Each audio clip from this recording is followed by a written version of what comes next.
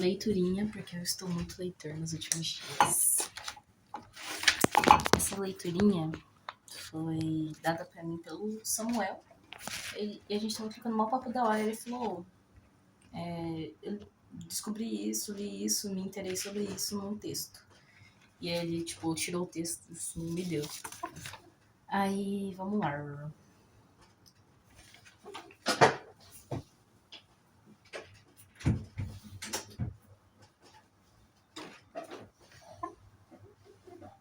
É do Álvaro Cunhal. O exterior parece terrivelmente inimigo, como se nas ruas só passassem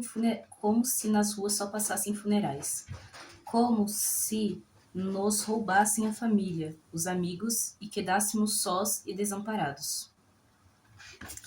A tragédia intensa do presente emprenha a visão do futuro de sombrias expectativas. Afigura-se a muitos que no futuro haverá sempre rostos empalecidos e cheiro a pólvora e a sangue quente. Ontem parecia que o dia de hoje havia de ser risonho e acolhedor. E agora que grande serenidade para poder crer no dia de amanhã. Quando a vida é incerta e balha ante os homens a perspectiva da morte, inunda-os uma ansiedade traduzível assim: irei tão cedo. Tô trocando todas as letras. Vou começar do começo, que eu continuo fluindo depois. O exterior parece terrivelmente inimigo, como se nas ruas só passassem funerais, como se nos roubassem a família, os amigos e quedássemos sós e desamparados. A tragédia intensa do presente emprenha a visão do futuro de sombrias expectativas. Afigura-se a muitos que no futuro haverá sempre rostos empalecidos e cheio a pólvora e a sangue quente. Ontem parecia que o dia de hoje havia de ser risonho e acolhedor, e agora, que grande serenidade para poder crer no dia de amanhã. Quando a vida é incerta e balha ante os homens a perspectiva da morte, inunda-os uma ansiedade traduzível assim: irei tão cedo deixar de ser? Só um grito desesperado de momento pode afirmar que esta vida não vale ser vivida. Quando se marcha em direção ao espectro, mesmo que os passos sejam voluntariosos e firmes, o bater do coração compassa a ansiedade. O futuro é obscuro, mas na própria achei meio suspeito.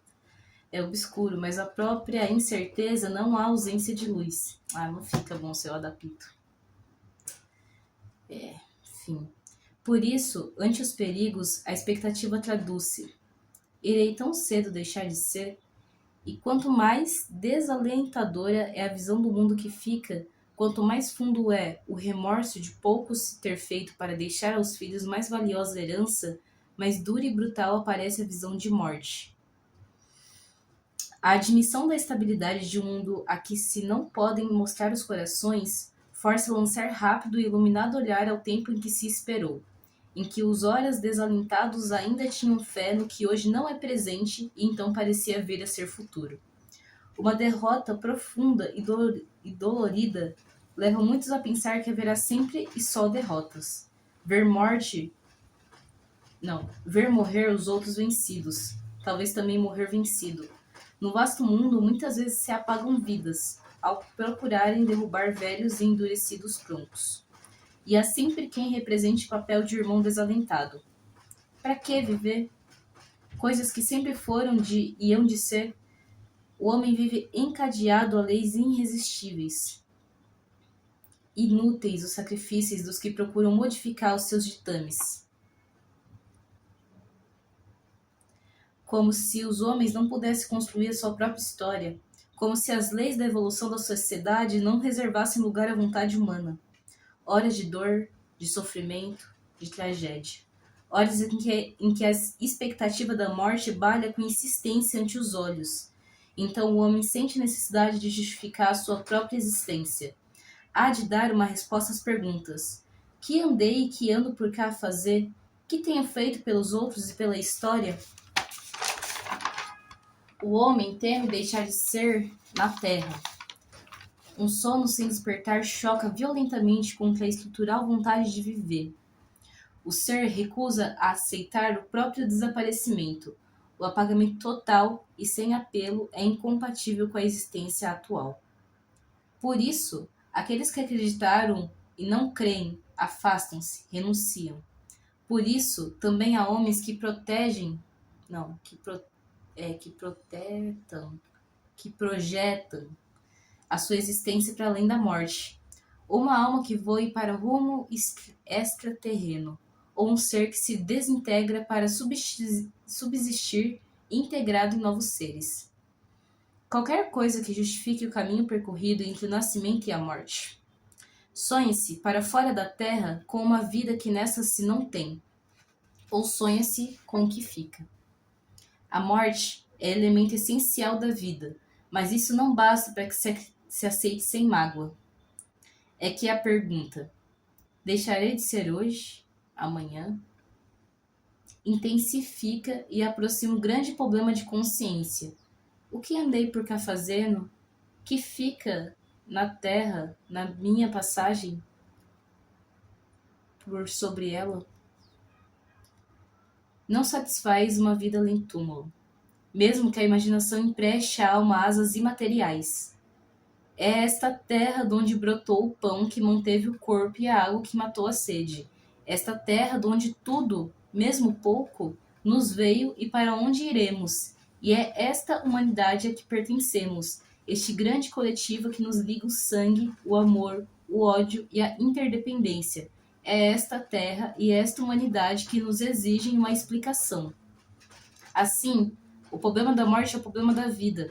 Depois que desapareça tudo o que de nós houve, ou que substitua a alma, ou que os vermes perpetuem a existência do nosso corpo. Mas a expectativa da morte ou de um futuro de sombras perpétuas chama a recordação do passado, que poderia ter feito para que meu irmão não fosse vencido. Não lhe deixei só. A ele uma tarefa que também me pertencia? Não lhe deixei só a ele uma tarefa que também me pertencia?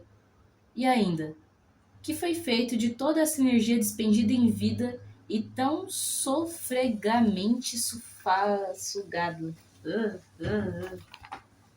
Que fica, não do meu corpo ou da minha alma, que fica das minhas ações de uma vida inteira.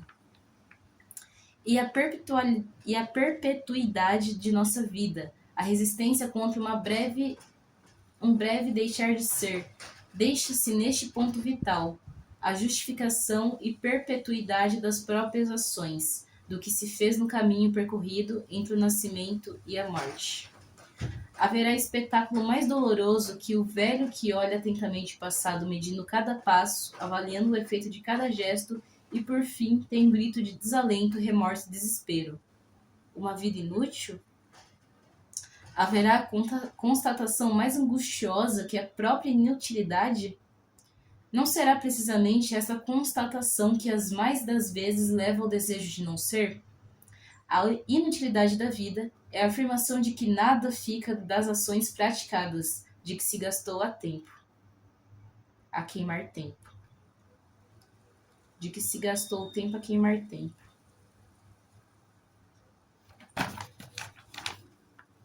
Isso é louco. E não talvez valha a pena fitar a morte e esperar o para lá.